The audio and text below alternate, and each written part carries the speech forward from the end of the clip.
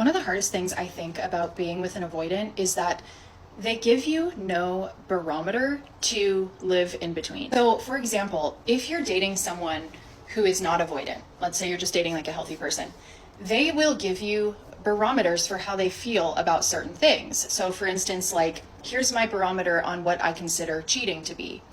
If you have an OF, I would consider that cheating. I'm just giving an example, right? If you do this, I would consider that cheating. And so you can say, okay, great. Like, that's really good to know. Now I know where to kind of exist in between. Now I will know if I'm crossing that line. What's so hard about an avoidant is that when you first meet them, their barometer is essentially, everything's okay. You can do anything and I won't care. I'm fine with everything. And what happens throughout the relationship is that everybody has barometers, everybody has expectations, everybody has values and boundaries and lines that they don't want their partner to cross. But the avoidant will never tell you what theirs are. They will keep it all inside their head and you will have no idea. So great example, I brought up the OF thing, right?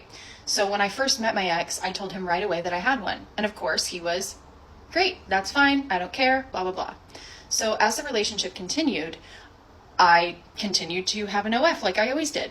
And he never said anything about it. He never brought anything up, which was actually really hard for me because I could sometimes get the feeling, like, let's say I openly talked about it in front of him. I could sometimes tell by his body language, like quickly changing the subject, that maybe it was making him uncomfortable, but he wasn't coming straight out and saying that to me. And so I really had no idea. And so I would kind of be like, oh, okay, maybe like he doesn't want me to talk about this. Like, I don't know. I mean, some guys are like totally cool with that stuff. Like they want to do it with you or they, whatever. And then some guys are totally like, no, they don't want any part of it. They don't want you to do it.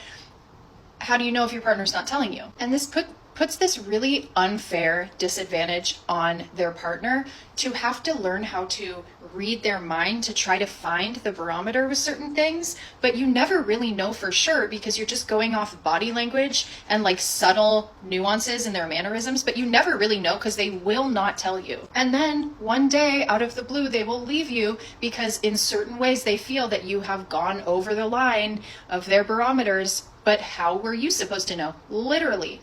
And that to me is like a form of emotional abuse. Like that is so unfair to do to a partner. And I know that avoidants aren't doing it on purpose. I know that they are just trying to avoid conflict. And I know that it's scary for them to communicate.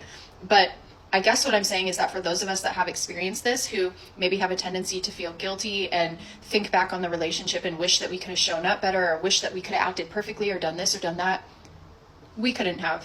There was literally nothing we could have done. How were we supposed to know? We are not mind readers. It is so important in a relationship that you use open communication with your partner, that you tell them what your barometers are. You tell them what your expectations are. If they cross the line, if they do something that upsets you, you talk to them about that. Avoidants have this weird idea that telling their partner how they feel or bringing something up is going to cause some kind of irreparable damage when really the irreparable damage is being done when you don't communicate. Cause the conflict. Say the thing. Your partner wants to know. They need to know.